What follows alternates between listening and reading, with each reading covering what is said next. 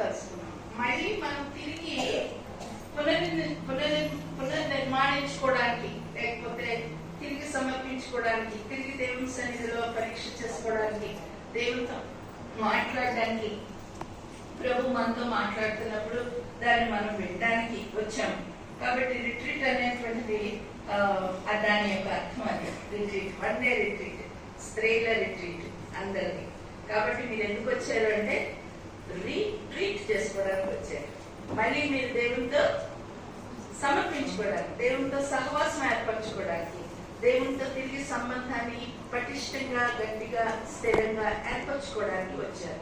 కాబట్టి సాయంకాలం మనం ఈ కూటమి ఇక్కడ నుండి వెళ్ళేటప్పుడు మనం అందరం కూడా దేవునితో మన యొక్క సంబంధాన్ని గట్టిగా స్థిరపరచుకొని, ఏమన్నా దేవునితో సమాధాన పడవలసినటువంటి విషయాలు ఉంటే ఆ విషయాలన్నింటిలో దేవునితో సమాధానపడి సంతోషంగా మనం ఎండకు వెళ్ళాలి. సో రిట్రీట్ అందుకు అక్క దీన్ని ఏర్పాటు చేశారు. అది దేవుని యొక్క ఉద్దేశం. కాబట్టి వచ్చిన వాళ్ళు ఎవ్వరు కూడా ఒట్టి హృదయాలతో వెళ్ళడానికి వీలేదు. అసలు ఇంకొక ఇది కూడా ఉంది. రిట్రీట్ అనే పదానికి ఇంగ్లీష్ లో అర్థం ఏంటంటే రెస్ట్ అంటారు. రెస్ట్ అంటే విశ్రాంతి. ఇదేం విశ్రాంతి అంటే ఉదయం నుండి ఇక్కడ కూర్చోవాలి, నటి నీరు పోతుంది అని అనుకుంటారేమో మీరు. కానీ ఇది ఫిజికల్ రెస్ట్ కాదు, ఇది స్పిరిచువల్, ఆత్మీయ విశ్రాంతి. ఆత్మీయ విశ్రాంతి.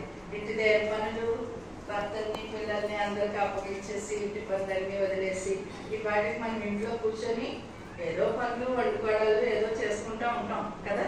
అలాంటిది ఇక్కడికి వచ్చి కూర్చొని దేవుని సన్నిధిలో పాటలు పాడతా, ప్రార్థన చేస్తా, దేవుని వాక్యం వినడం బట్టి అది ఆత్మీయ విశ్రాంతి. ఆత్మీయ విశ్రాంతి, చాలా విశ్రాంతి. రేపు ఉదయం చూడండి, నేను ఈ పాటికి ఎక్కడ ఉన్నాను, చక్కగా పాటలు పాడుతున్నాను, వాక్యం వింటున్నాను, ప్రార్థన చేస్తున్నాం అనుకుంటారు రేపు ఉదయం కదా. అంటే సంతోషం అది రిట్రీట్. కాబట్టి ఇది చక్కగా విశ్రాంతి తీసుకోండి. ఆత్మీయంగా ఈరోజు చక్కగా దేవుని వాక్యంతో మీ హృదయాన్ని నింపుకోండి. ప్రతి ఒక్కరితో దేవుడు మాట్లాడతాడు. దేవుడు మాట్లాడేటువంటి దేవుడు. కాబట్టి ఆయన యొక్క మాటలు విని దానికి మనం అనుకూలంగా స్పందించి దేవుని యొక్క దీవెనలు పొందుతాం. మరి ఈ రోజు మనకి వచ్చినటువంటి వాక్యం ఏంటంటే, నాకు అక్క చెప్పారు, మీ దేవుని సన్నిధిని కనబడటకై సిద్ధపడింది. సో ఇప్పుడు ఉన్నటువంటి పరిస్థితులు ఎలా ఉన్నాయంటే, మనకి దేవుని యొక్క వాక్యంలో చూపించబడినటువంటి రీతిగా, తర్వాత చెప్పినటువంటి రీతిగా అన్ని కూడా మనకి సూచనలు కనిపిస్తున్నాయి. దేనికి అంటే ప్రభు యొక్క రెండవ రాకడకి చాలా సూచనలు కనిపిస్తున్నాయి. ప్రభు చాలా దగ్గరగా ఉన్నారని చాలా మంది భక్తులు చెప్తూ ఉన్నారు. యేసు ప్రభు రెండవ రాకడ సమీపంగా ఉంది అని. యెరూషలేము దండల చేత నింపబడినప్పుడు దాని అంతము సమీపమై ఉన్నది అని మీరు జ్ఞాపకం చేసుకోనండి అని ప్రభు చెప్పారు. ఇప్పుడు యెరూషలేము దండతోనే ఉంది. మరి చాలా భయంకరమైనటువంటి భీకర పోరాటం గాజాలో జరుగుతుంది. మనం న్యూస్ పేపర్లో న్యూస్లో అదంతా వింటున్నాం. దాని గురించి నేను చెప్పడానికి ఇక్కడికి రాలేదు. కానీ అక్కడ మనం తెలుసుకోవాల్సిన విషయం ఏంటంటే, ప్రభు యొక్క రాకడ బహు సమీపంగా ఉన్నది. ప్రభు ఎవరి కోసం వస్తున్నారు? ఆయన ఎవరైతే విశ్వసించారో, ఆయన ఎవరైతే నమ్ముకున్నారో, ఎవరైతే ఆయన యొక్క రక్తము బట్టి విమోచింపబడి మారు మనసు పొంది దేవుని బిడ్డలుగా జీవిస్తున్నారు, వాళ్ళని తన యొక్క రాజ్యంలోకి తీసుకెళ్ళడానికి ఆయన వస్తున్నారు. అందుకు వస్తున్నారు ఆయన. కాబట్టి ఇక్కడ మొట్టమొదట మనం తెలుసుకోవాల్సినటువంటి విషయం ఏంటంటే, మనము మారు మనసు పొంది ఆ గుంపులో ఉండాలి. యేసు ప్రభు సంఘం పైకి ఎత్తబడుతున్నప్పుడు ఆ ఎత్తబడేటువంటి గుంపులో మనం ఉండాలి. మనం ఉండాలి అంటే ఇక్కడ పాస్టర్ గారు మంచి వాక్యాలు రాయించారు.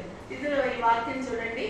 అందుకు యేసు అతనితో, ఒకరు కొత్తగా జన్మించితేనే గాని అతడు దేవుని రాజ్యమును చూడలేడని నీతో నిశ్చయముగా చెబుతున్నాడు. అది ఎవరితో చెప్పినటువంటి మాట? యేసు ప్రభు వారు నికోదేముతో చెప్పారు. నికోదేము అనేటువంటి ఒక పరిసయ్యుల అధికారి. ఆ భాగం యోహాను సువార్త 3వ అధ్యాయంలో ఉంటుంది. తెరవద్దు, చూడొద్దు.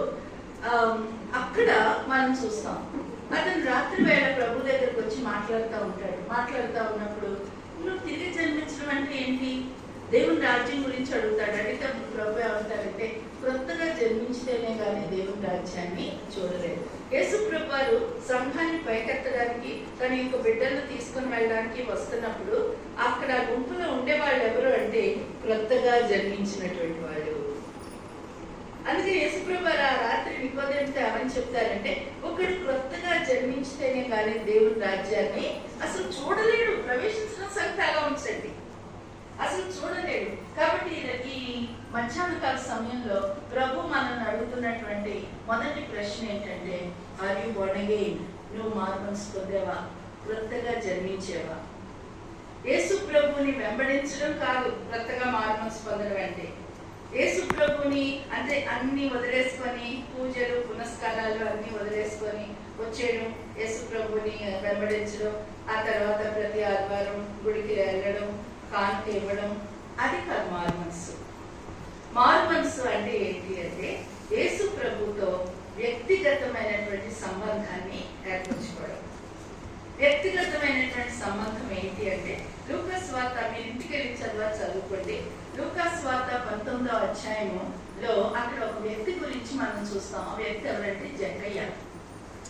జక్కయ్య యేసు ప్రభు ఎవరో చూడబోయి, జక్కయ్య గురించి అక్కడ పరిశుద్ధాత్మ దేవుడు రాసినటువంటి విషయం ఏంటంటే, సుంకపు గుత్తదారుడు. అతను పొట్టివాడు. ఆ దినాల్లో సుంకపు గుత్తదారులకి చాలా చెడ్డ పేరు ఉండేది. ఎందుకంటే ట్యాక్స్ కలెక్టర్స్ అన్నమాట, పన్ను వసూలు చేసేవాడు. వాళ్ళు తీసుకోవాల్సిన దానికంటే ఎక్కువ తీసుకుంటా ఉండేవాడు. అందుకని మనుషులు వాళ్ళని చాలా అసహించుకునేవాడు. జక్కయ్య అలాంటి వాడు, జక్కయ్య అలాంటి పని చేస్తూ ఉండేవాడు. కానీ యేసు ప్రభు ఎవరో చూడాలని అనుకొని, యేసు ప్రభు ఆ త్రోవన రానే ఉన్నాడని తెలుసుకొని అక్కడికి వచ్చి ఒక మేడి చెట్టు ఉంటే ఆ చెట్టు ఎక్కుతాడు. సరిగ్గా యేసు ప్రభు అక్కడికి వచ్చిన తర్వాత ఆ చెట్టు దగ్గర నిలబడి పైకి చూసి, జక్కయ్య త్వరగా దిగు, నేను నీతో ఉంటాను అని చెప్తారు. చెప్పేటప్పటికి ఆశ్చర్యపోతాడు జక్కయ్య. చెట్టు ఎక్కుతున్నాడు, అదంతా కూడా యేసు ప్రభుకి ఎలా తెలిసింది? ఆయన దేవుని కుమారుడు. మన హృదయంలో మన యొక్క ఒక ఆలోచన మనకు వచ్చేటప్పటికే ఆయనకి తెలుస్తుంది. మనుషుల ఆలోచనలు దేవుని యొక్క వశం. మనుషులెవ్వరికీ తెలియదు, కానీ దేవునికి తెలుస్తాయి మన యొక్క ఆలోచనలు. అందుకే నాకు వచ్చాడు. జక్కయ్య దిగాడు, గబగబా యేసు ప్రభుని ఇంటికి తీసుకుని వెళ్ళాడు. యేసు ప్రభు జక్కయ్య ఇంట్లో కూర్చున్నాక జక్కయ్యని ఏమీ అనలేదు. ఆయన ఏమీ అనలేదు, వెళ్ళలేదు, ఇంట్లోకి వెళ్ళారు. కానీ వెంటనే జక్కయ్య చెప్పేయడం మొదలు పెడతాడు. ఏమనంటే, నేను ఎవరి దగ్గర అన్యాయంగా తీసుకుంటే దానికి 2 అంతలు ఇచ్చేస్తాను, పేదలకు ఇచ్చేస్తాను, నా దగ్గర ఉన్న అన్యాయపు సొమ్ము అంతా నేను ఇచ్చేస్తాను అని తన తప్పులు యేసు ప్రభు ఎదుట ఒప్పుకోవడం మొదలు పెడతారు. అక్కడ యేసు ప్రభు ఏమి ఒప్పుకోమని చెప్పరు, కానీ అంటే యేసు ప్రభు ఇంట్లోకి వస్తే జరిగేటువంటి కార్యం ఏంటో అక్కడ జరిగింది. యేసు ప్రభు ఒక హృదయంలోనికి వస్తే జరిగిన కార్యం ఏంటో అక్కడ మనం చూస్తున్నాం. పరిశుద్ధాత్మ దేవుడు రాయించాడు. ఒప్పుకోకుండా, తప్పు ఒప్పుకోకుండా ఉండలేరు. ఒప్పేసుకుంటే అప్పుడు యేసు ప్రభు ఏమంటారంటే, ఇతను అబ్రహాం కుమారుడే, ఎందుకంటే నేను ఈ ఇంటికి రక్షణ వచ్చింది అంటే అర్థమై ఉంటుంది మీకు. రక్షణ అంటే ఏంటి అంటే తప్పులను ఒప్పుకోవడం. ఎవరి దగ్గర? దేవుని దగ్గర. దేవా, నేను పాపిని, పాపంతోనే నేను పుట్టినప్పటి నుండి నేను పాపిని. దావీదు అంటాడు కదా, పాపంలోనే పుట్టాను నేను, పాపంలోనే నా తల్లి నన్ను గర్భమున ధరించింది. పుట్టినప్పటి నుండి మనం పాపం. ఆదాము చేసినటువంటి అంతేతలాగా వస్తూ ఉంది. అది ఒప్పుకోవాలి. అది ఒప్పుకొని దాన్ని తిరిగి చేయకుండా దేవునిలో జీవించడమే మార్మనసు. అది క్రొత్తగా జన్మించేటువంటి అనుభవం. కాబట్టి మధ్యాహ్న కాల సమయంలో ప్రేమతో మిమ్మల్ని అందరినీ, మీరు ఏ వయసులో ఉండినా సరే, మిమ్మల్ని నేను ప్రేమతో అడుగుతున్నటువంటి విషయం ఏంటంటే, మీరు మార్మనసు పొందారా? భక్సింగ్ గారు ఎవరినన్నా కలుసుకున్నప్పుడు మొదటి క్వశ్చన్ అదే అడిగేవాడు. అవి వనకే అని అడిగేవాడు. ఎవరినన్నా సరే మొదటి క్వశ్చన్ అదే. మరి ఇప్పుడు మనం ఇప్పుడు కలుసుకున్నాం. ఎప్పుడన్నా మీరు, ప్రభువా నేను పాపిని, నన్ను క్షమించు, నా పాపాలు కడిగావు, నా కోసం నేను పొందాల్సిన శిక్ష నువ్వు పొందావు, నీకు వందనాలు దేవా, నా పాపాలు ఒప్పుకుంటున్నాను, నేను క్షమించమని అడుగుతున్నాను, మళ్ళీ నేను ఎప్పుడూ పాపములు చేయను, నేను నీలో జీవిస్తాను అని నువ్వు చెప్పినటువంటి అనుభవం ఎప్పుడన్నా ఉందా? అది నువ్వు రక్షణ పొందిన, మార్మనసు పొందిన దేవుడు. ఒకవేళ అలాంటి అనుభవం ఎప్పుడూ చేయలేదు అని అంటే, కనీసం ఈ రోజైనా ఈ ఆలయం నుండి వెళ్ళక ముందు అది మీరు చేసి వెళ్ళండి. ఎవరు చేయాలి, ఎవరు చేయకూడదు, నేను చేతులెత్తమని అలా ఏమి చెప్పను. ఇది వ్యక్తిగతమైనటువంటి విషయం. ప్రభు మీకు ఒక అవకాశం ఇస్తున్నారు, ప్రభు దగ్గరికి రావడానికి, పాపాలు ఒప్పుకోవడానికి, మారు మనసు పొందడానికి. కాబట్టి ఆ పని మీరు చెయ్యాలని ప్రేమతో మిమ్మల్ని విజ్ఞప్తి చేస్తున్నాను. ఇది విన్నపం, ఆర్డర్ కాదు, ఆజ్ఞ కాదు. మిమ్మల్ని విజ్ఞాపన చేస్తున్నాను, విన్నవిస్తున్నాను. మారు మనసు పొందండి. మారు మనసు పొందకపోతే ఎత్తబడే గుంపులో ఉంటారు మీరు.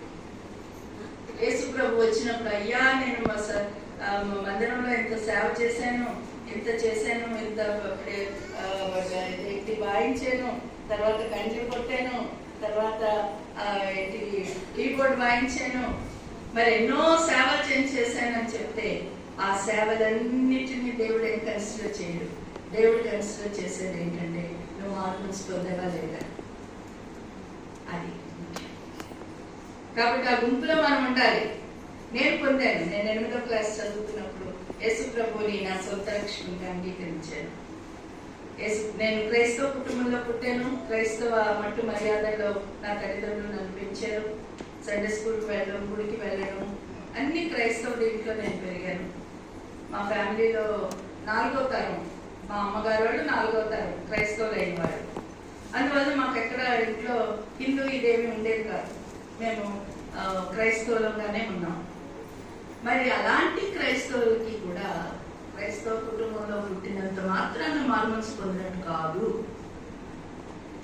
అది నేను 8వ తరగతి చదువుతున్నప్పుడు ప్రభు నాతో ఇలాగే ఒక రిట్రీట్లో 1973వ సంవత్సరం నవంబర్ నెల 5వ తారీఖున నేను ఒక రిట్రీట్లో ఈ విషయం విన్నాను. అప్పుడు నాకు దేవుడు మాట్లాడే, నాకు నువ్వు పాపివి, నువ్వు సండే స్కూల్కి వెళ్ళినంత మాత్రాన నువ్వు పరలోకానికి వెళ్ళిపోతానని అనుకోవద్దు.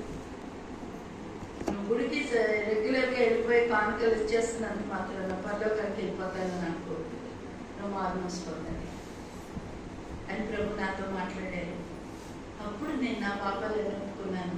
నేను చేసిన తప్పులు, 8వ క్లాస్ చదువుతున్నాను కదా, నేను చేసిన అబద్ధాలు, నేను చెప్పిన అబద్ధాలు, ఎవరెవరిని తిట్టాను, ఎవరెవరితో దెబ్బలాడాను, తర్వాత అమ్మ పర్సులో అమ్మకు తెలియకుండా డబ్బులు తీసేసాను, యూనిట్ టెస్ట్లో స్కూల్లో ఎప్పుడు కాపీ కొట్టాను, అవన్నీ దేవుడు జ్ఞాపకం చేశాడు. నేను వెళ్ళి వాళ్ళ దగ్గర ఒప్పుకున్నాను, అమ్మ దగ్గర ఒప్పుకున్నాను, అమ్మ నీకు తెలియకుండా నేను డబ్బులు తీసేసాను, నన్ను క్షమించని. మా అక్కని కొట్టేదాన్ని, ఆయన క్షమించమని అడిగాను. తర్వాత స్కూల్ టీచర్స్ని, నా క్లాస్ టీచర్ని వెళ్ళి క్షమించమని అడిగాను. యూనిట్ టెస్ట్లో నేను చూసి కాపీ కొట్టాను, నన్ను క్షమించండి అని అడిగాను. దేవుడు నాకు అలాగంటే ఇప్పుడు నేను మీకు ఎలా క్షమించమని చెప్తున్నానని అనుకోదు. నాకు దేవుడు అప్పుడు అనుభవం ఇచ్చాడు. మనం దేవుని దగ్గర ఒప్పుకుంటే చాలు. ఎందుకంటే దేవుని యొక్క వాక్యంలో ఏమని ఉందంటే, మొదటి యోహాను పత్రిక 1వ అధ్యాయం 9వ వచనంలో ఏమని ఉంటాడంటే, మన పాపములను మనం ఒప్పుకునే ఆయన నమ్మదగిన వాడును నీతిమంతుడును కనుక ఆయన మన పాపములను క్షమించి సమస్త దుర్నీతి నుండి మనలను పవిత్రులుగా చేయను. అది వాగ్దానం, గొప్ప వాగ్దానం, మనకి ఇవ్వబడిన వాగ్దానం. మనం ఒప్పుకుంటే చాలు ఆయన సన్నిధిలో ఆయన వాటిని అన్నింటినీ క్షమించేస్తారు. ఎందుకంటే మన పాపములను గురించి మనం పొందవలసినటువంటి శిక్షను మనం పొందకుండా ఆయన పొందడానికి వచ్చాడు, ఆయన పొందారు. కాబట్టి ఆ రక్తంలో మన అందరినీ కడుగుతారు.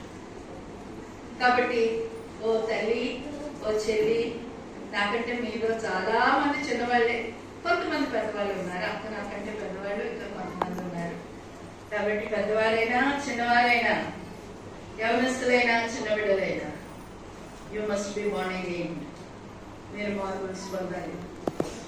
ప్రభు ఈ ఉదయకాల సమయంలో మీకు ఇస్తున్నటువంటి మొట్టమొదటి విజ్ఞాపన ఏంటంటే, విన్నపం ఏంటంటే, మారు మనసు పొందాలి. మారు మనసు పొందకుండా, యేసు ప్రభుని స్వంత రక్షకునిగా అంగీకరించకుండా, యేసు ప్రభుతో వ్యక్తిగతమైనటువంటి సంబంధం పెట్టుకోకుండా ఇక్కడి నుండి ఎవరు బయట వెళ్ళరు. అప్పుడు దేవుడు మిమ్మల్ని ఆశీర్వదిస్తాడు. దేవుడు మీకు ఇస్తున్నటువంటి ఒక గొప్ప ఆశీర్వాదం అది. అప్పుడు మనం దేవుని సన్నిధిలో కనబడడానికి, దేవుని సన్నిధిలో సిద్ధపడాలి అంటే, కనిపించడానికి సిద్ధపడాలంటే మొట్టమొదటి సిద్ధపాటు ఏంటంటే మారు మనసు పొందిన అనుభవం. తర్వాత ఏంటో మనం చూద్దాం ఈరోజు. దానికి ముందు మీరు కొన్ని వాక్యాలు చూడాలని ఆశపడుతున్నాను.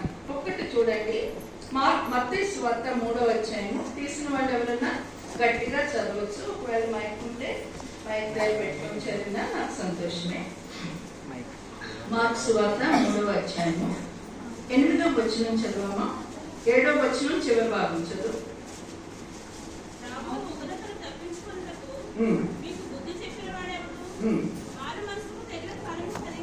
అది మారు మనసుకు తగిన ఫలము ఫలించుడి.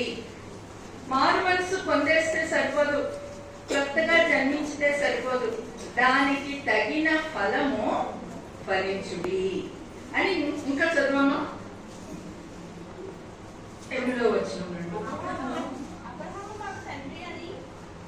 అబ్రహాము మాకు తండ్రి అని మీలో మీరు చెప్పుకొని తలంచవద్దు. దేవుడి రాళ్ళ వలన అబ్రహామునకు పిల్లలను పుట్టింపగలదని మీతో చెప్పుచున్నాను. ఇప్పుడే గొడ్డలి చెట్ల వేరును ఉంచబడి ఉన్నది కనుక మంచి ఫలము ఫలింపని ప్రతి చెట్టును నరకబడి అగ్నిలో వేయబడు. అక్కడ యోహాను చెప్తున్నాడు తన దగ్గరకు వచ్చినటువంటి వారి బాప్తిసం కోసం వచ్చినటువంటి వారితో, మారు మనసు పొందేసామని అబ్రహాం మాకు తండ్రి అని మీరేమో గొప్పలు చెప్పుకోవద్దు. అబ్రహాం మీకు తండ్రి అయినా మారు మనసుకు తగినటువంటి ఫలాలు మీరు ఫలించకపోతే ఇప్పుడే గొడ్డలి చెట్ల వేరున ఉంచబడింది అది నరికి. మారు మనసు పొందితే అయిపోదు, అది మొదటి మెట్టు. మారు మనసు పొందిన తర్వాత మారు మనసుకి తగినటువంటి ఫలాలు ఫలించాలి. అది చాలా ముఖ్యమైనటువంటి విషయం.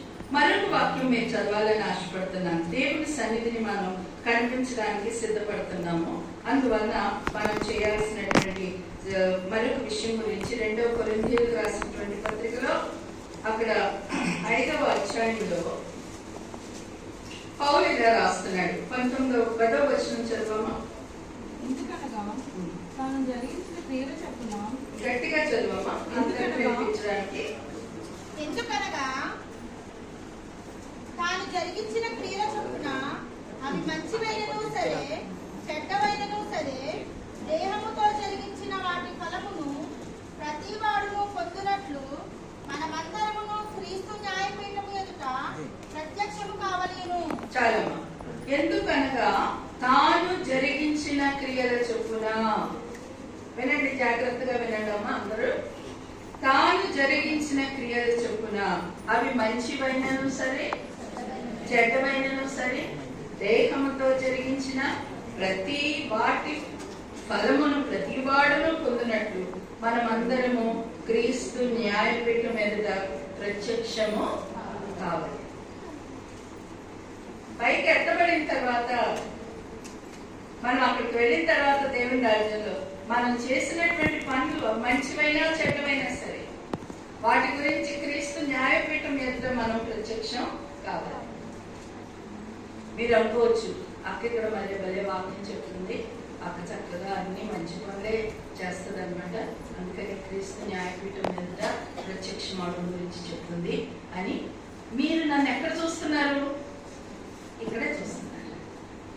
నేను నా ఇంట్లో ఎలా ఉంటాను, నేను కాలేజీలో వర్క్ చేసినప్పుడు కాలేజీలో ఎలా ఉన్నాను, నా బంధువులతో నేను ఎలా ఉన్నాను, నా ఇరుగు పొరుగు వారితో నేను ఎలా ఉన్నాను, నా సంఘంలో నేను ఎలా ఉన్నాను, అది మీకు తెలుసా? ఎవరికి తెలుసు? సో క్రియలు అనేటువంటివి అన్ని ఏరియాస్ లో ఉంటాయి. ఎక్కడెక్కడ ఉంటాయి అంటే మన ఇంట్లో, మన కుటుంబంలో మనం ప్రవర్తించేటువంటి విధానం.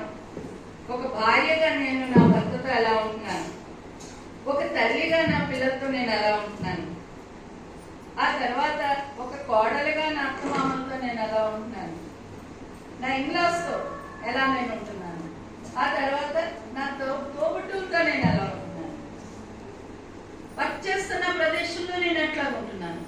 ఈ క్రియలన్నిటినీ దేవుడు చూస్తూ ఉంటాడని జ్ఞాపకం చేసుకోండి. కాబట్టి దేవుని సన్నిధిలో మనం సిద్ధపడడానికి ముందు మన క్రియలు ఎలా ఉన్నాయి అన్నది మనం పరీక్ష చేసుకోవాల్సిన అవసరం ఉంది. దేవుని సన్నిధిలోనికి వెళ్ళాలి అంటే what type of actions we are having, ఎటువంటి యాక్షన్స్, ఎటువంటి క్రియలు మనం కలిగి ఉన్నాం.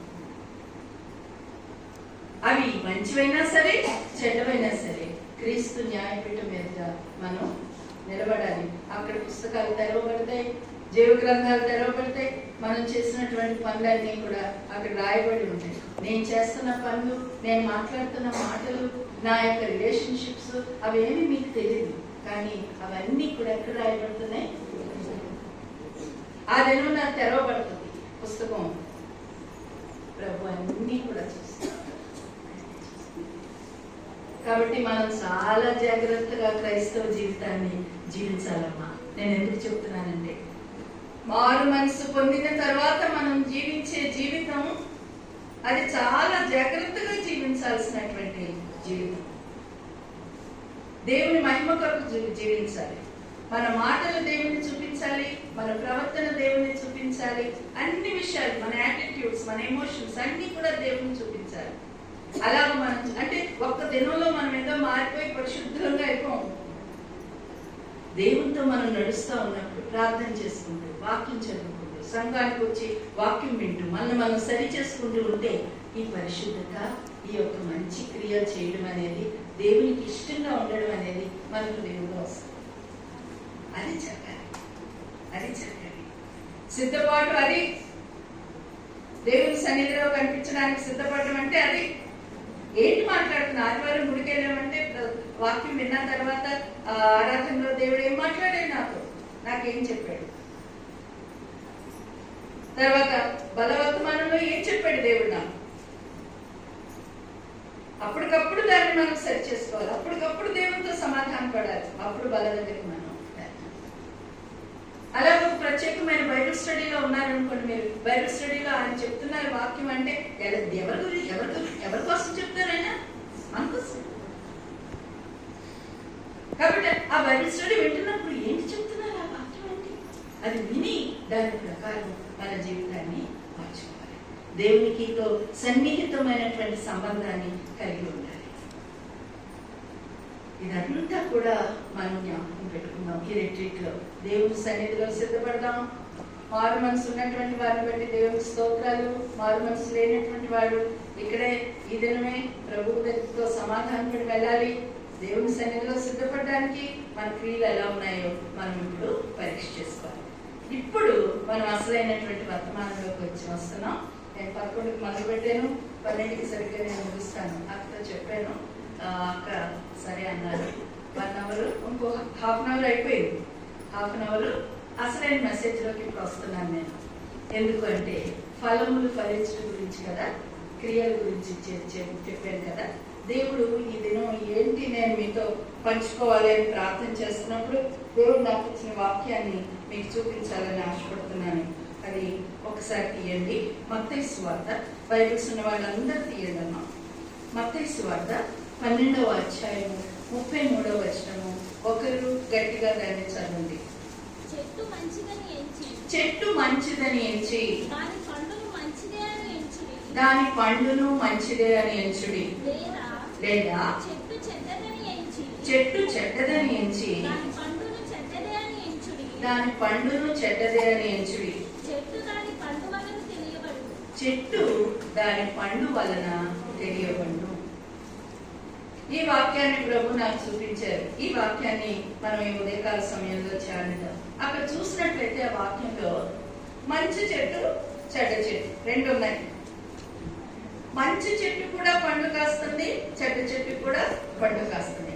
కానీ ఏమి ఉపయోగకరంగా ఉన్నాయంటే మంచి చెట్టు యొక్క ఫలములు ఉపయోగకరంగా ఉన్నాయి, చెడ్డ చెట్టు యొక్క ఫలాలు ఉపయోగకరంగా లేవు. అవి రెండు కూడా మనం ఒక సెపరేట్ ప్రత్యేకింపబడినటువంటి వాటిగా మనం చూస్తున్నాం.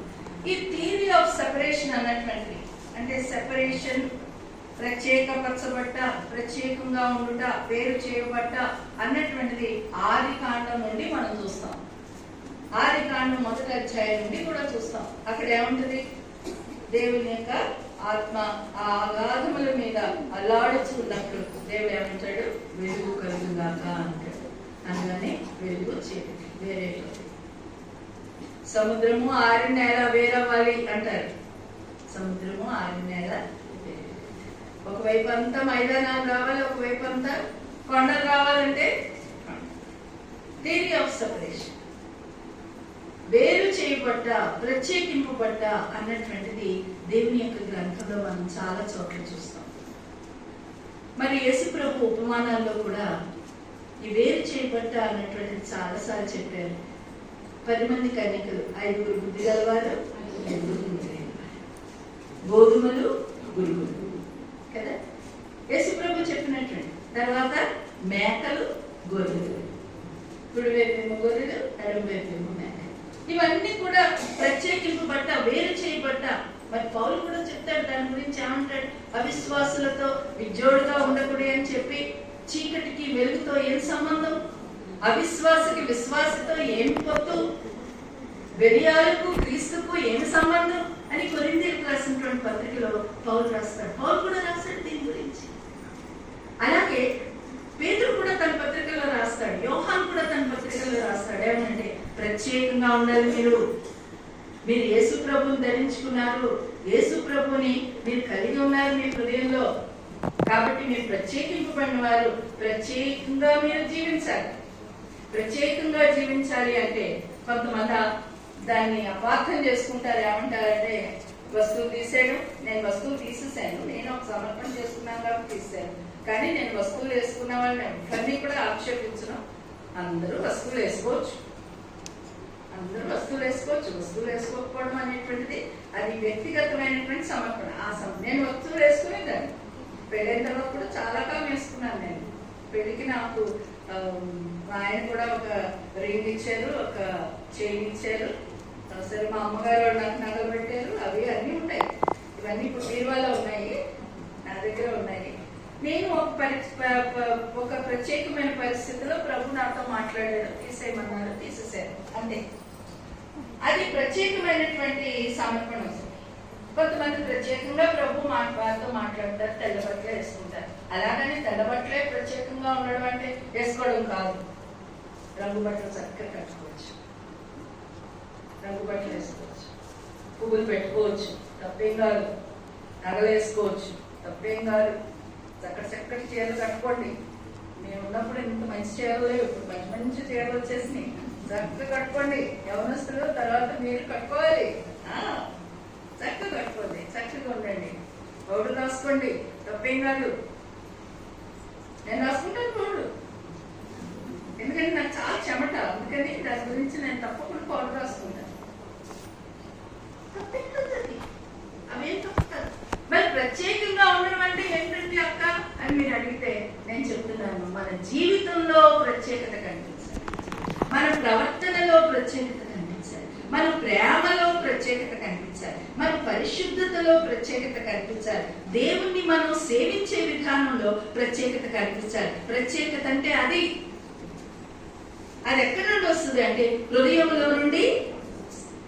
హృదయం అది ఎలా తెలుస్తుంది అంటే నువ్వు వాక్యాన్ని చదువుతున్నప్పుడు, వాక్యాన్ని వింటున్నప్పుడు, వాక్యాన్ని ధ్యానిస్తున్నప్పుడు ప్రభు నీకు చూపిస్తాడు.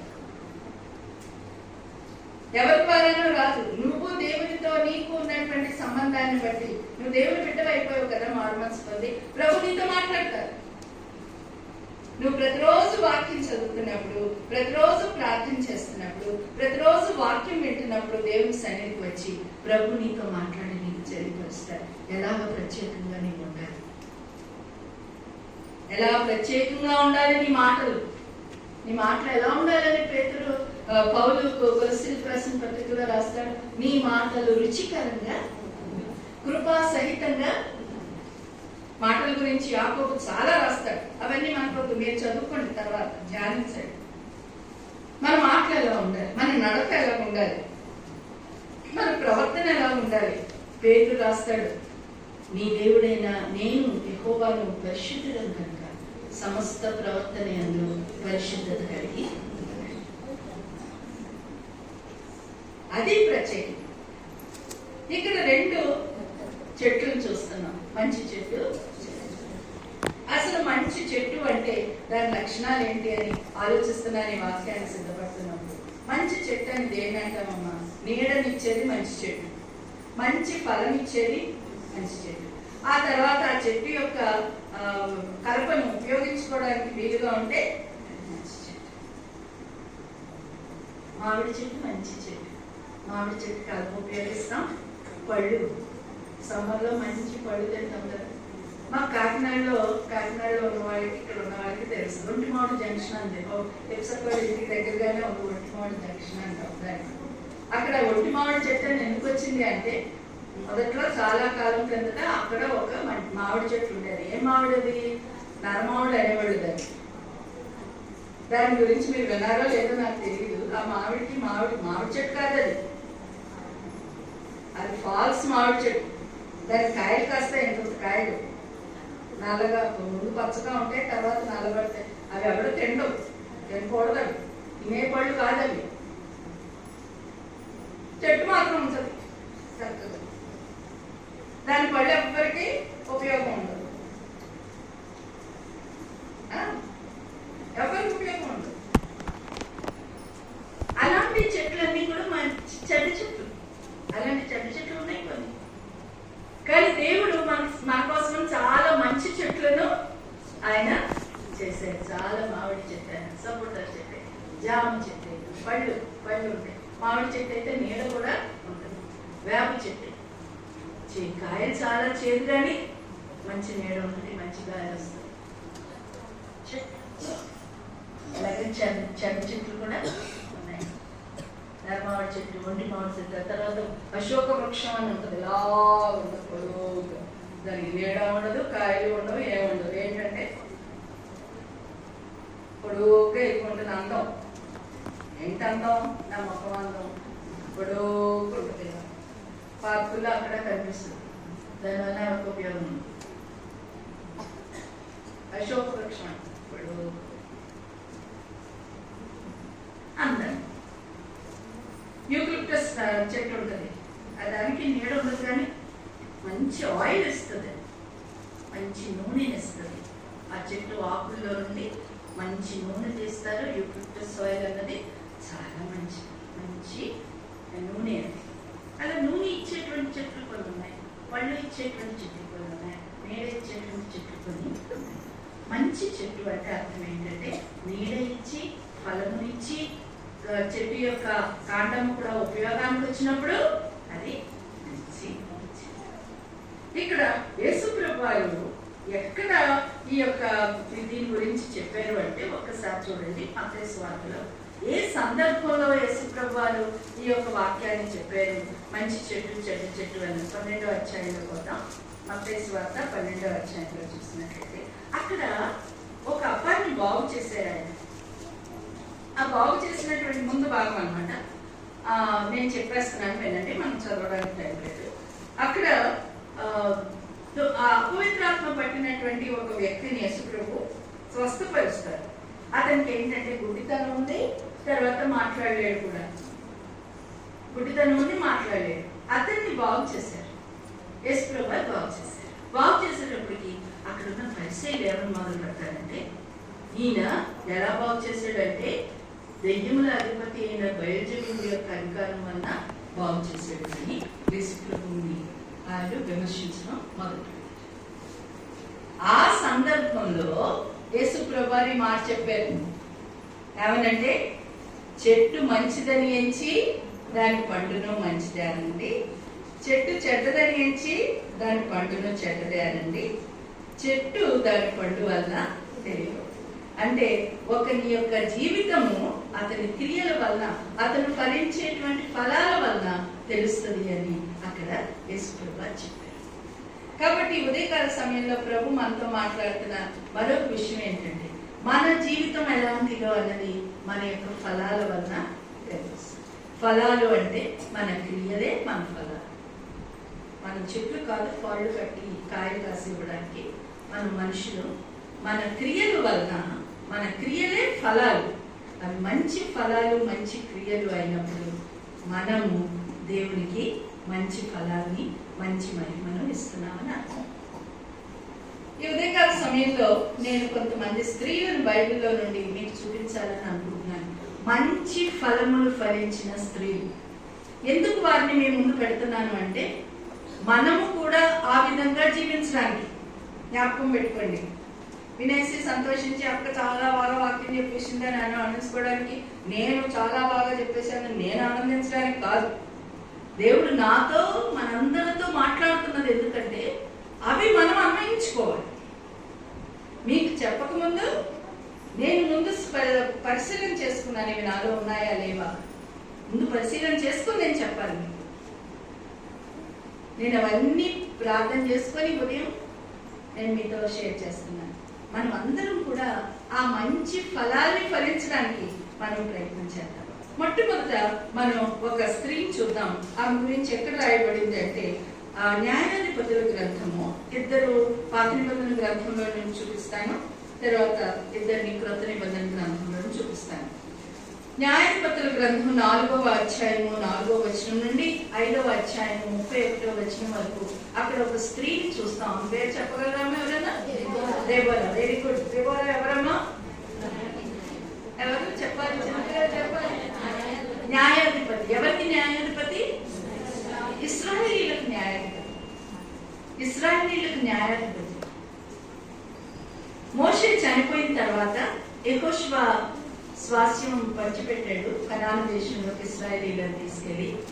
అక్కడ మోషే కూడా చనిపోయిన తర్వాత, యెహోషువ కూడా చనిపోయిన తర్వాత దేవుడు ఇశ్రాయేలీయులకు న్యాయాధిపతులను ఏర్పాటు చేశాడు. ఆ న్యాయాధిపతుల్లో ఒక స్త్రీ కూడా ఉంది. ఆమె పేరు దెబోరా. ఇప్పుడు ప్రభుత్వం, సెంట్రల్ గవర్నమెంట్ స్త్రీలకు ఇది ఇవ్వాలి, 33% రిజర్వేషన్ ఇవ్వాలి, స్త్రీలకు ఇవ్వాలి. వీళ్ళు ఏదో పెద్దది చేసేసినట్టు పెద్ద గ్రాండ్ గా చెప్పేసుకుంటున్నారని యేసు ప్రభు చేశాడు, ఆడవాళ్ళకి ఇచ్చారు. ఆయన ఎప్పుడు స్త్రీలను తక్కువ చూడలేదు. ఆయన అమ్మా అని మాట్లాడేవాడు. ఈరోజు ఉదయం నేను ధ్యానిస్తున్నాను రక్తవాస్రావ రోగం కలిగినటువంటి స్త్రీ గురించి ధ్యానిస్తుంటే అక్కడ అందులో ఆమెను ఎలాగ సంబోధించేదన్నా కుమారి. ఇంగ్లీష్ లో ఏమనుంటుందంటే డాటర్. నువ్వు నా కూతురు అని ఆయన చేస్తాడు. సమరయ స్త్రీతో మాట్లాడేటప్పుడు అమ్మా అమ్మా అమ్మా అని మాట్లాడతారు. సో ఎంత స్త్రీలను ఆయన ఎంత గౌరవించారు, స్త్రీలను ఎంత ఆయన ప్రేమగా పలకరించారు, ఎంత చక్కటి ట్రీట్మెంట్ స్త్రీలకు ఆయన ఇచ్చారు యేసుప్రభు వారు. దేవుని యొక్క దృష్టిలో స్త్రీలకు ప్రత్యేకమైనటువంటి స్థానం ఉంది. తల్లులారా మర్చిపోతుంది, మర్చిపోదు. దేవుడి దృష్టిలో దేవుడు మనకి ప్రత్యేకమైన స్థానం ఇచ్చారు. మనకి చాలా శక్తి సామర్థ్యాలు ఉన్నాయని దేవుడు చాలా బాధ్యతలు మనకు అప్పగించారు.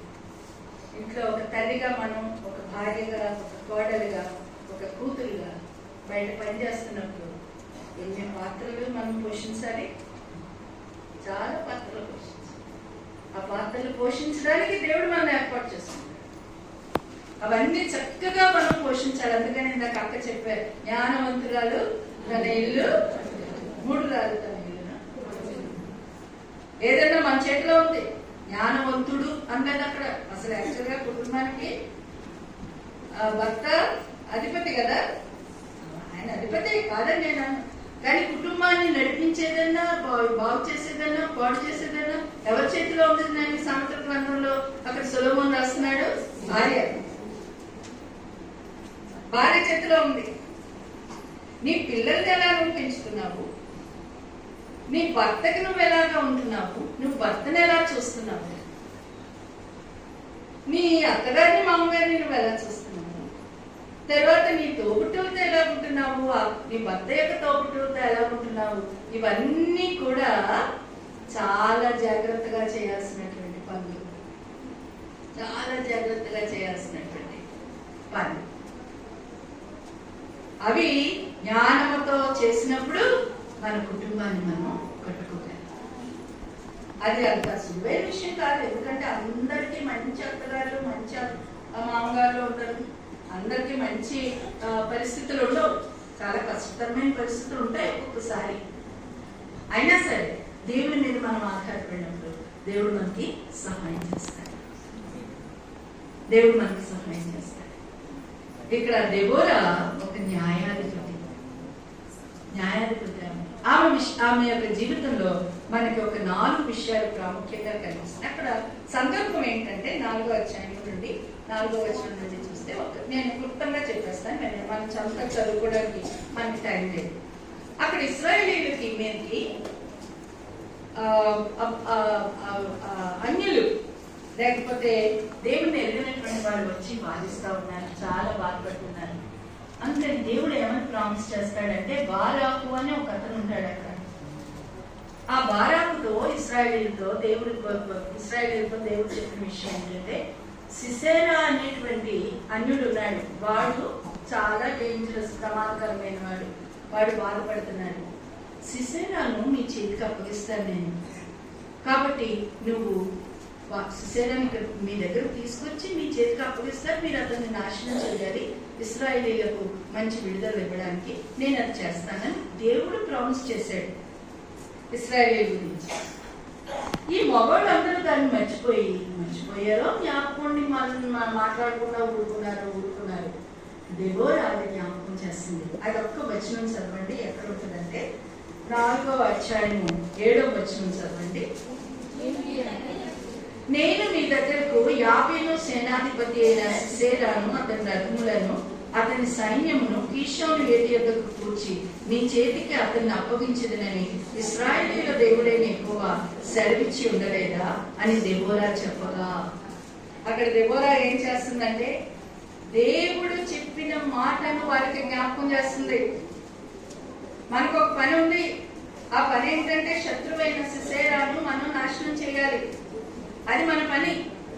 దేవుడు చెప్పాడు కదా, సిసేరాను మీ దగ్గరకు తీసుకొని వస్తాను, అమ్మ కొంచెం ముందుకు జరుగుతారా, వెనకొచ్చారు, కొంచెం ఈ ముందు కొంచెం ఖాళీలు ఉన్నాయి, అమ్మ ఒక నిమిషం ఉండండి సర్దుకుంటున్నారు, కొంచెం ముందు, కొంచెం ఇటువైపు కొంచెం స్థలాలు ఉన్నాయి, వెనక ఆలస్యంగా వస్తున్న వాళ్ళకి కొంచెం స్థలాలు ఇవ్వండి అమ్మ, మీ ఇద్దరిలో ఎవరైనా ముందుకు వచ్చేయచ్చు, కృపారెడ్డి గారు ఎవరైనా ముందుకు వచ్చేయచ్చు, పాపలు మీరు ముందుకు జరగండి, అలాగే థ్యాంక్ యూ.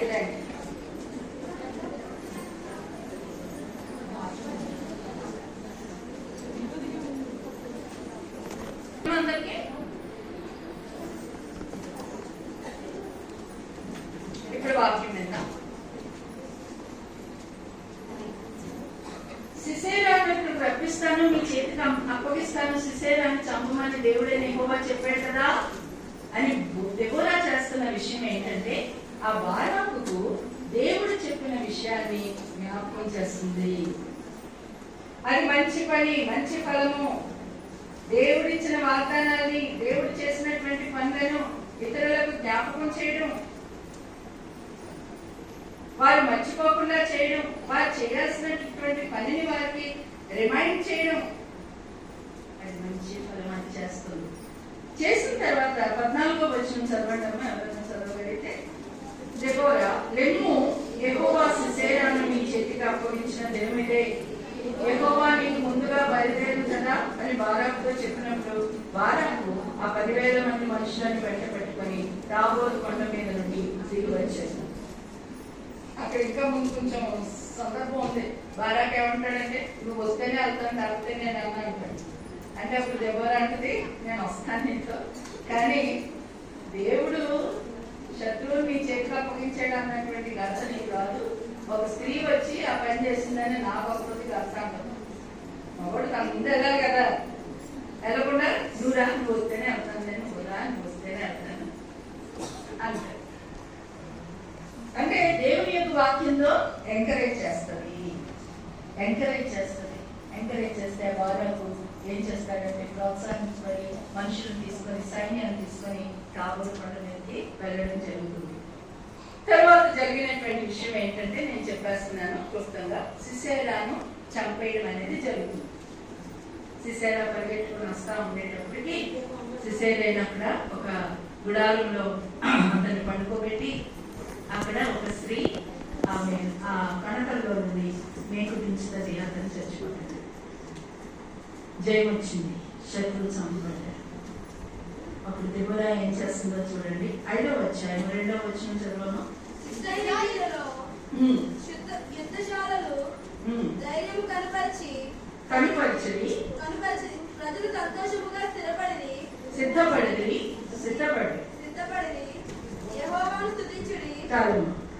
యెహోవాను స్తుతించుడి. నేను ఇచ్చాను ఈ సలహా, బారా ముందుకెళ్ళాడు, బారాకి వెనకాల నేను ధైర్యం చెప్పాను. అలాంటి సెల్ఫ్ డబ్బా ఏమీ దెబ్బలో కొట్టుకోలేదు. ఏమంటుంది? యెహోవాను స్తుతించుడి. యెహోవా ఇచ్చాడు ఈ జయం, యెహోవా ఇచ్చాడు.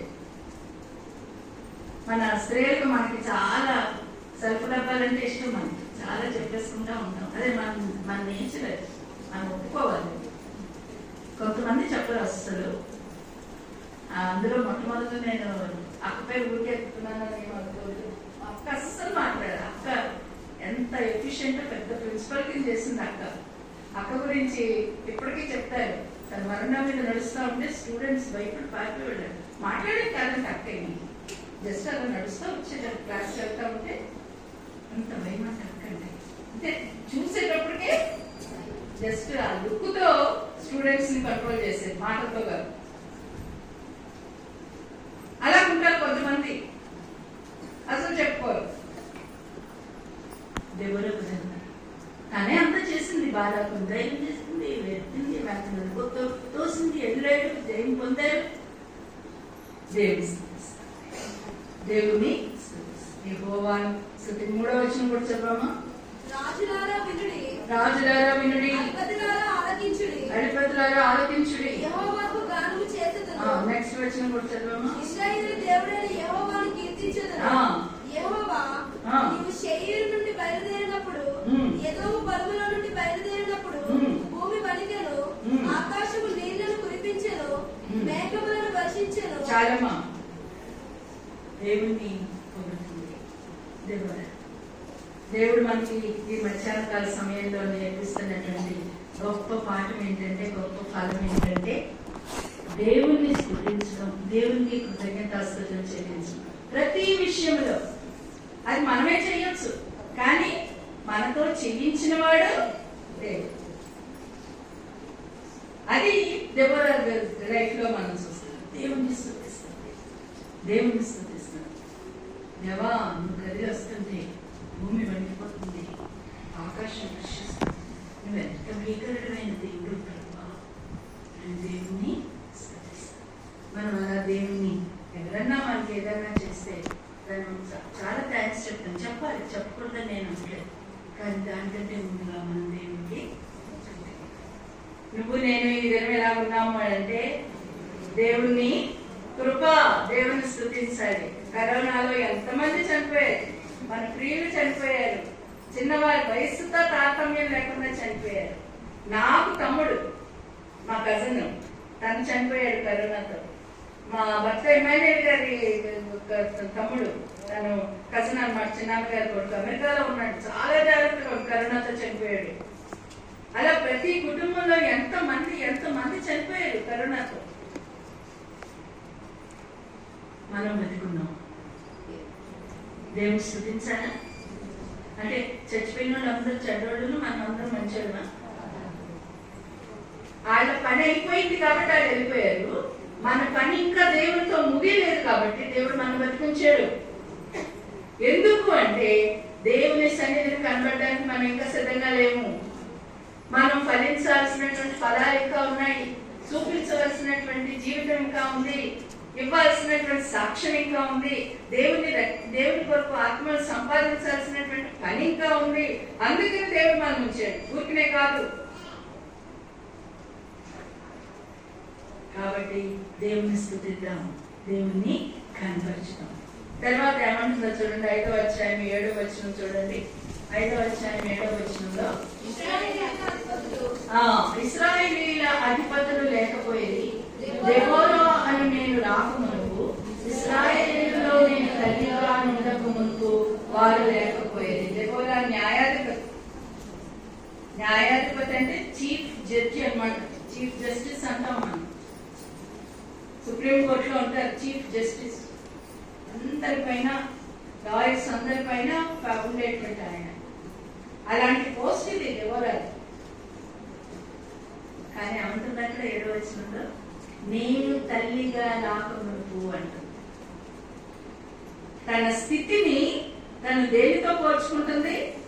తల్లి. తల్లి ఏం చేస్తుందమ్మా? పిల్లలకు కావాల్సినవన్నీ చూస్తుంది, పిల్లల్ని ప్రేమిస్తుంది, పిల్లల్ని ఆదుకుంటుంది, పిల్లల్ని చేరదీస్తుంది, పిల్లలు తప్పు చేస్తుంటే వాళ్ళని సరైన మార్గంలో నడిపిస్తుంది. పిల్లల యొక్క కేర్, కన్సర్న్ అంతా తల్లి చూస్తుంది. నేను ఇశ్రాయేలీయులకు తల్లి కాకముందు అంటుంది. నేను న్యాయాధిపతి రంగం మీద దెబ్బలా. మన సంఘంలో, మన ఇంటిలో, మన వర్క్ ప్లేస్ లో మనం ఎలా ఉండాలి అంటే ఒక తల్లిగా ఉండాలి. సంఘంలో నువ్వు తల్లిగా ఉంటున్నావా? తల్లిగా నువ్వు మిగిలిన సంఘస్థులు ఎలా, నీకంటే వయసులో చిన్నవారి ఎలా నువ్వు ప్రేమ చూపిస్తున్నావా? కన్సర్న్ చూపిస్తున్నావా? లేకపోతే నా ప్రేమ నా పిల్లలకే అనుకుంటున్నావా? ఎలా చూపించాలండి అని మీరు అడగొచ్చు. ఎలా చూపించవచ్చు అంటే అవసరతలో ఉన్న వారికి మాట్లాడి, కష్టంలో ఉన్న వారిని ఓదార్చి, ఒక్క మాట్లాడి మీకోసం ప్రార్థన చేస్తున్నాను అంటే ఆ మాట ఎంతో ధైర్యాన్ని ఇస్తుంది. ఆదుకోగలిగితే, ప్రార్థన చేయగలిగితే, ధైర్యం చెప్పగలిగితే, వారి మంచి మార్గంలో వెళ్ళేలాగా మనం సహాయం చేయగలిగితే అదే మన తల్లి ప్రేమ. అదే మన తల్లి ప్రేమ.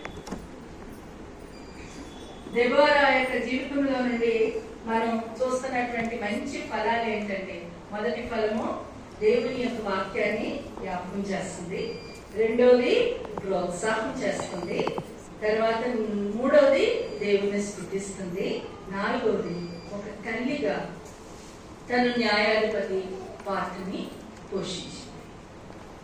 ఈ 4 ఫలాలు మనం ఫలించాలి అని దేవుడు కోరుకున్నాడు. మరొక అమ్మాయిని నేను చూపించాలనుకుంటున్నాను. 2వ రాజుల గ్రంథం, ఇంకా 5 నిమిషాలు నాకు త్వరగానే ముగిస్తాను. ఇది కాకపోతే మిగిలిన తర్వాత చూద్దాం. 2వ రాజుల గ్రంథము 5వ అధ్యాయము 1 నుండి చూసినట్లయితే అక్కడ ఒక సిరియా సైన్యాధిపతి అయినటువంటి నయమాను అనేటువంటి అతన్ని చూస్తాం. నయమాన్ ఇంట్లో ఒక చిన్నది, చిన్న పిల్ల. ఇక్కడ చిన్న పిల్లలకి నేను చెప్తున్నాను, అంటే పెళ్లి కానటువంటి చిన్న వయసులో ఉన్నటువంటి పిల్లలు, చిన్నది. దాని గురించి పేరేం రాయలేదు బైబిల్లో. కొంతమందికి పేర్లు ఉండవు. షునేమీరాలు అంటే షునేం అనేది ఊరి పేరు, ఆమె పేరుతోనే ఆమె పేరేంటో తెలియదు. సమరయ స్త్రీ, ఆమె పేరేంటో తెలియదు. పాపత్మురాలైన స్త్రీ, ఆమె పేరేంటో తెలియదు. కొంతమందికి పేర్లు ఉండవు, పేరు లేదు. లోతు భార్య పేరు లేదు, కొంతమందికి పేర్లు ఉన్నాయి. ఈవిడికి కూడా, ఈ అమ్మాయికి కూడా పేరేంటో తెలియదు, కానీ గొప్ప పని చేసింది. చిన్నది అని పరిశుద్ధాత్మ దేవుడు అమ్మాయి గురించి రాయించాడు.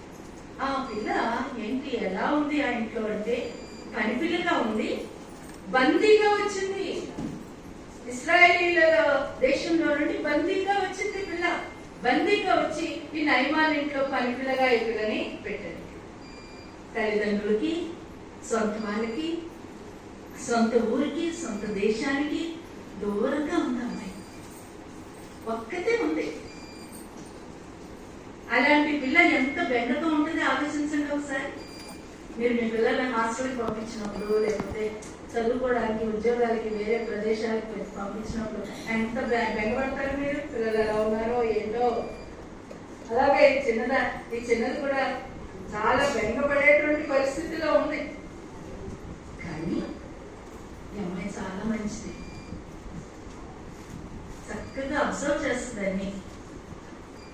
నయమాన్ అబ్జర్వ్ చేసింది. నయమాన్కి కుష్ఠరోగం ఉందని అబ్జర్వ్ చేసింది. అబ్జర్వ్ చేసి నయమాన్ భార్యతో చెప్తుంది, యజమానుడు నా యజమానుడు, ఇశ్రాయేలీల దేశంలో ఉన్నటువంటి ఒక ప్రవక్త దగ్గరికి వెళ్ళాలని నేను ఎంతగానో కోరుకుంటున్నాను అంతే. మామూలు పిల్లలు అయితే ఇది బాగా అయింది, నన్ను తెచ్చి బలించేసి పని చేసుకుంటే యుద్ధంగా చచ్చిపోతున్నాను అనుకుంటారు. ఈ అమ్మాయి మనసు ఎంత మంచిదో చూడండి, ఎంత మంచి ఫలము ఫలిస్తుందో చూడండి. తనకి కీడు చేసి తనని బందీగా చేసేసి ఇంటిలో పనిచేస్తున్నటువంటి యజమానికి మేలు కలగాలని కోరుకుంటుంది. ఎంత మంచి ఫలము ఫలిస్తుందో చూడండి ఆ అమ్మాయిని. ఈ మధ్యాహ్న కాల సమయంలో ప్రభు మన ఎదుట బిడ్డను పెట్టాడు. మంచి ఫలము, శత్రువుల యొక్క మనల్ని బంధించి బాధిస్తున్నటువంటి వారి యొక్క మేలు కోరుకునేటువంటి మనస్సు. ఆ మనసు మనకుందా? మనం బాధిస్తూ ఉంటారు. వర్క్ ప్లేస్ లో చాలా మంది బాధిస్తూ ఉంటారు. ఇంట్లో కూడా ఒక్కొక్కసారి బాధలు ఉంటాయి. తిరుగు పొరుగు వారి దగ్గర నుండి బాధలు ఉంటాయి. వారిని ప్రేమించే మనసు మనకుందా? ఆ మనసు మనం చూపిస్తున్నాము. ఈ అమ్మాయి చూపించింది చిన్నపిల్ల. ఎందుకంటే మంచి చెట్టున మంచి ఫలంలాగా ఉందా బాబా. చిన్న మొక్కే గాని మంచి ఫలం ఫలిస్తుంది. నేను ఎంతగానో కోరుకుంటున్నాను అని చెప్పింది.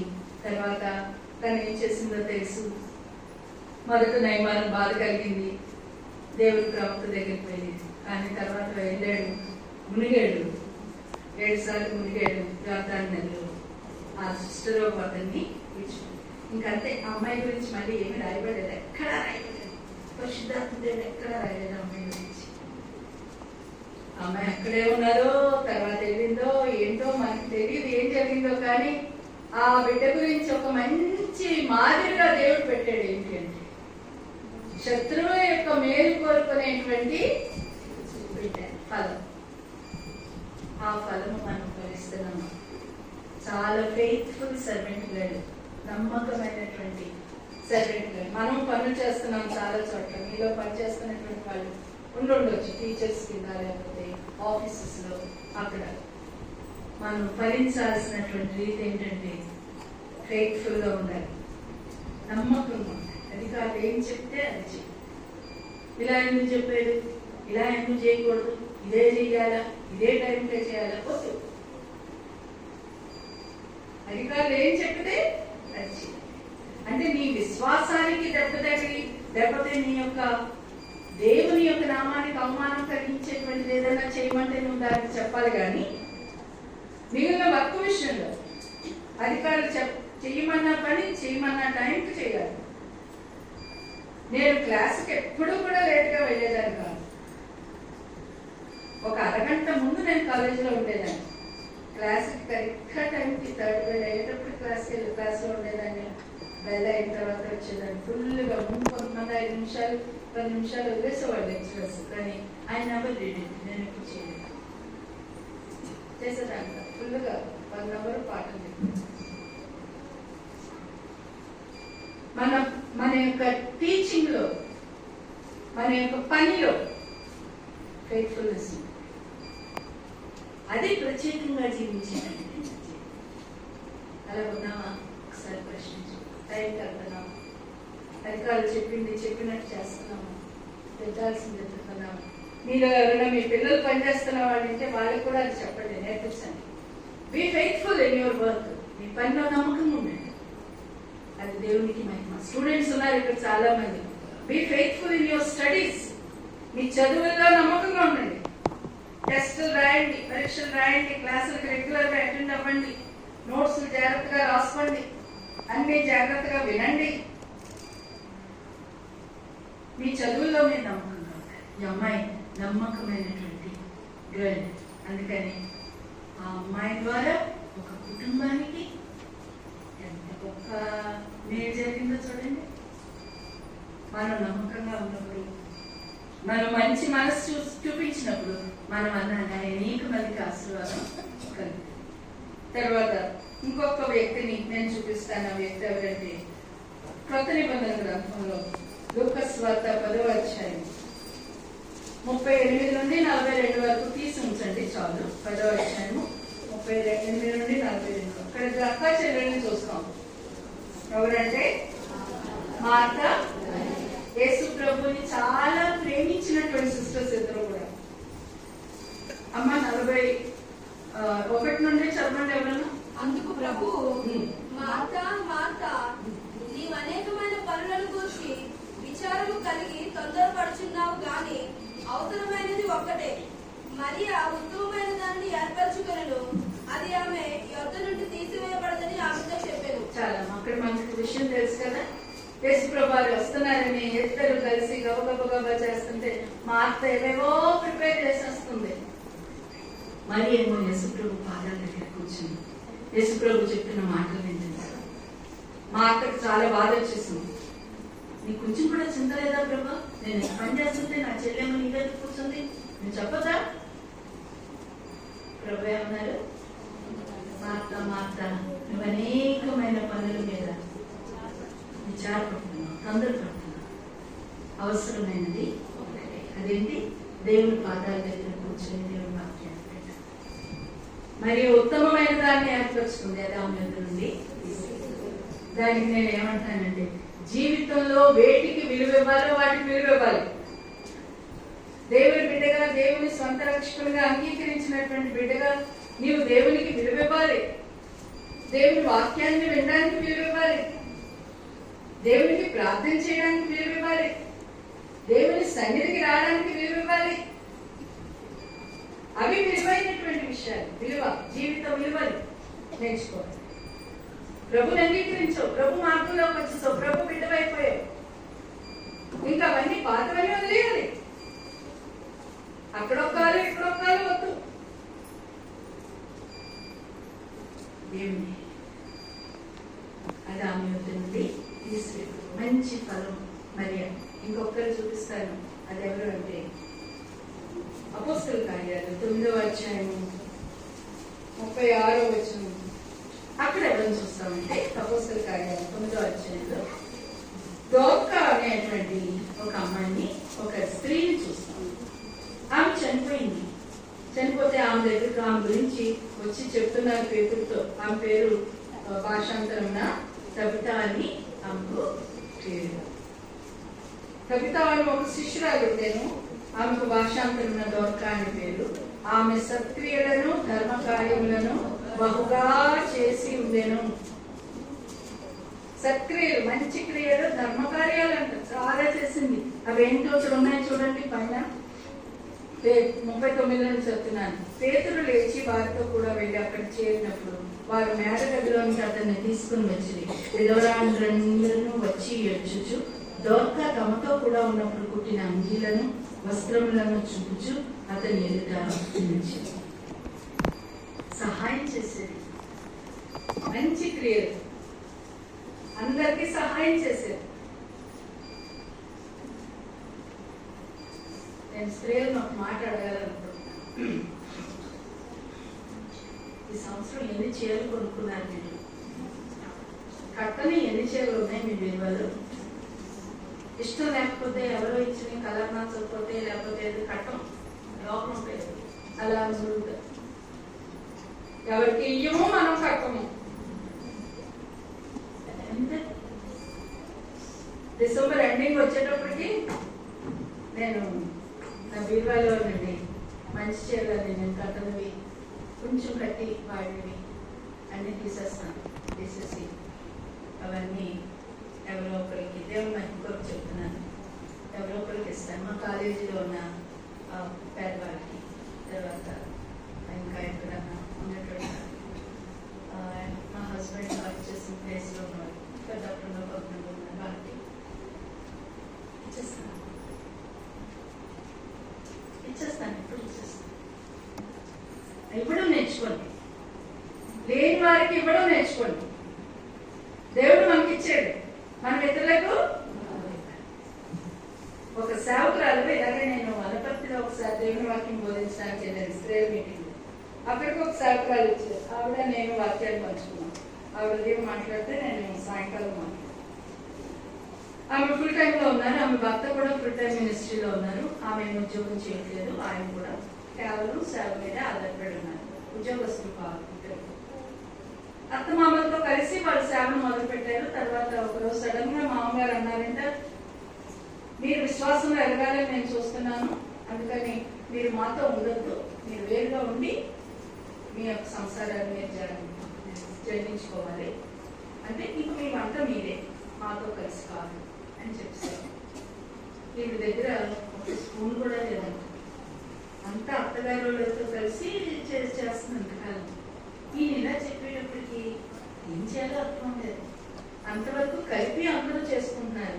ఇప్పుడు ఆయన ఏమో విశ్వాసంలో మీరు ఎదగడం నేను చూడాలని చేసేటప్పటికి మోకరించి ప్రార్థన చేయడం మొదలుపెట్టిందంట. ఎంత వేసిందంటే కింద నీళ్ళంతా ఒక చిన్న మళ్ళాగా కట్టినాయంట. అంతా ఏడిసి ప్రార్థన చేస్తున్నాను. తప్ప ఎలాగా రేపు నుండి ఫస్ట్ నుండి నేను సొంత సంసారం చేసుకోవాలి. నా దగ్గర ఒక స్కూల్ కూడా లేదు, ఏం చేయాలి ప్రభా అని ప్రార్థన చేస్తున్నాను. ఆవిడ తన మెసేజ్ లో చెప్పింది. ఆవిడ చేస్తా ఉండేటప్పటికి అంతట్లోకి ప్రార్థన ఇలా ముగించే టైంకి చాలాసేపు ప్రార్థన చేస్తుందండి. ప్రార్థన ముగించే టైంకి గేట్ దగ్గర ఎవరో రిక్షా అతను పిలుస్తున్నాడండి. అమ్మగారు అమ్మగారు అని. ఈవిడ బయటకు వెళ్ళిందండి. ఎవరు ఏంటి అంటే అమ్మగారు అక్కడ ఆ సెంటర్ లో ఉన్న ఒక అమ్మగారు ఇక్కడ గుడికి వస్తారండి, ఆ అమ్మగారు మీకు ఇవ్వమన్నారండి అని పెద్ద గోను సంచి, పెద్ద గోను సంచి.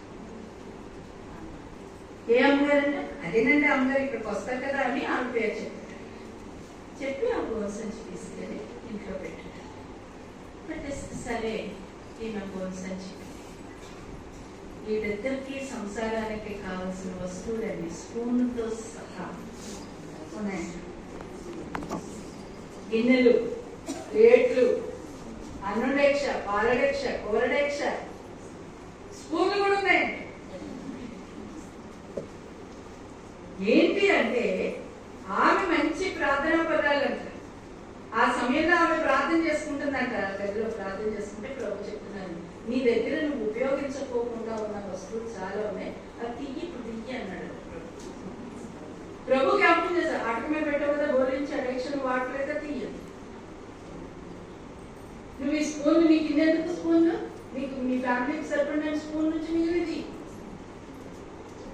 అన్ని తీయించి గోల్ సంచిలో ఇచ్చాడంట ఆయన దేవుడు. వీడు అన్ని వేసేసిందండి. వేసిందంటే ఇంట్లో ఎవరికంటే ఇవి పంపించు, పాస్టర్ పంపించు.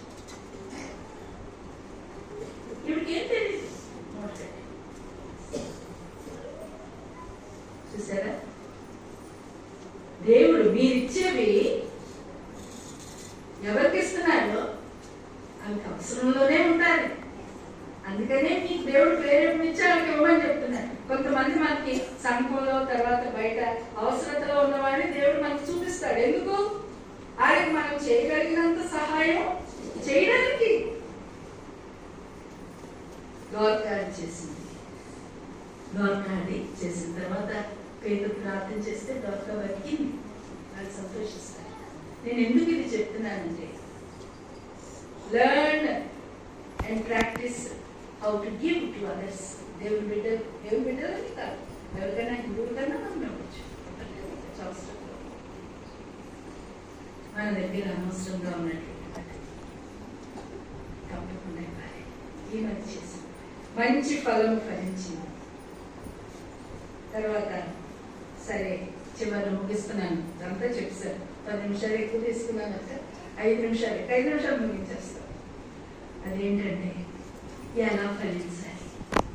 ఏమండి, చాలా మంచి కార్యాలు చూపించారు, ఇలాగ జీవించాలని నాకు ఆశగా ఉందండి అని ఎంతమంది చెప్తారు? ఉదయకాల సమయంలో చేతులు చూపించండి. నిజంగా ఆశ ఉన్న వాళ్ళే చూపించండి. నేను ఫలాలు ఫలించాలని ఉంది, మంచి ఫలాలు ఫలించాలని ఉంది, ఇది చేయండి అని ఎవరు అనుకుంటారో వాళ్ళకి దేవుడు ఎలా ఫలించాలో మార్గం చెప్తున్నాడు. ఆ మార్గం ఎక్కడుందంటే కీర్తనల గ్రంథం తీయమా. కీర్తనల గ్రంథము 1వ అధ్యాయము 1 నుండి 3 వచనాలు చక్కగా గట్టిగా స్పష్టంగా ఎవరైనా చదవండి. దుష్టుల ఆలోచన చొప్పున నడవక. ఆగమ్మ. దుష్టుల ఆలోచన చొప్పున నడవక. నీకేమైనా దుష్ట సామ్రాజ్యం ఉంటే మొట్టమొదట అది దూరంగా ఉండు. వాళ్ళతో విరోధం పెట్టుకోమని నేను అనడం లేదు, మాట్లాడు, కానీ సామ్రాజ్యం వద్దు వాళ్ళతో, చెడ్డ వాళ్ళతో, యేసు ప్రభుని ఎరగనటువంటి వాళ్ళతో, యేసు ప్రభుని సొంత రక్షకునిగా అంగీకరించినటువంటి వాళ్ళతో వాళ్ళ ఆలోచన ప్రకారము నడవక. పాపుల మార్గమున నిలవక. పాపులు అంటే ఎవరు? యేసు ప్రభుని సొంత రక్షకునిగా అంగీకరించిన వాళ్ళు. పాపం చేస్తూ ఉన్నటువంటి వాళ్ళు ఇంకా వాళ్ళ మార్గంలో వెళ్ళదు. ఇంకా అపహాస్యకులు కూర్చుండు చోట నువ్వు కూర్చుండక. అపహాస్యకులు కూర్చుండు చోట. అపహాస్యం అంటే వీళ్ళకి వాళ్ళకి పేరు పెట్టి వీళ్ళని చూపించి వాళ్ళని చూపించి ఇది ఇలాంటోడు, అది అలాంటిది, ఆవిడ అలాంటిది, ఇది అలాంటోడు, అక్కడ కూర్చోవద్దు నువ్వు. మరి ఏం చేయాలి? యెహోవా ధర్మశాస్త్రమునందు ఆనందించుచు. యెహోవా ధర్మశాస్త్రమునందు ఆనందించుచు. ఏది ధర్మశాస్త్రం? ఇంకా చదువు. దివారాత్రము దానిని ధ్యానించువాడు ధన్యుడు. దివారాత్రము ఏదో ఉదయం ఒకసారి చదివేసి కాదమ్మా, ఖాళీ సమయంలో ఎప్పుడైనా వాక్యం చదవండి, వాక్యాన్ని ధ్యానించండి. వంట అయిపోయిన తర్వాత టైం ఉంటుంది ఇంట్లో ఉన్నటువంటి స్త్రీలకు. వాక్యం చదువుకోండి, వాక్యం ధ్యానించండి. ధ్యానించుతూ అతడు దివారాత్రము దానిని ధ్యానించువాడు ధన్యుడు. దివారాత్రము దానిని ధ్యానించువాడు ధన్యుడు. నెక్స్ట్ చదవం. అతడు నీటి కాలువల యోరను నాటబడినదై, అతడు నీటి కాలువల యోరను నాటబడినదై, ఆకు వాడక తన కాలమందు ఫలమిచ్చు చెట్టు తన కాలమందు ఫలమిచ్చు చెట్టు వలె ఉండును. తన కాలంలో ఫలమిచ్చే, తన టైంలో దేవుడు ఎప్పుడు తనతో మాట్లాడతాడో ఆ టైంలో ఫలం చూపించేటువంటి వ్యక్తిగా ఉంటాడు. ఆకు వాడిపోదు, నీటి ప్రక్కన నాటబడినటువంటి చెట్టు, దానికి నీరు అందుతూ ఉంటుంది కదా.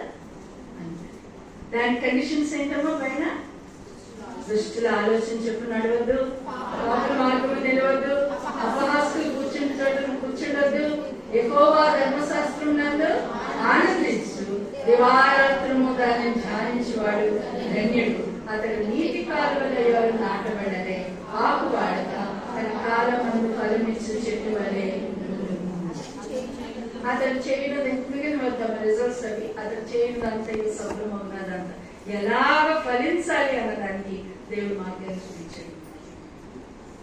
ఈ రిట్రీట్ లో మనం నిర్ణయం చేసుకుందాం, నేను అలా ఫలిస్తాను దేవా, దేవుడు అలా ఫలిస్తాను.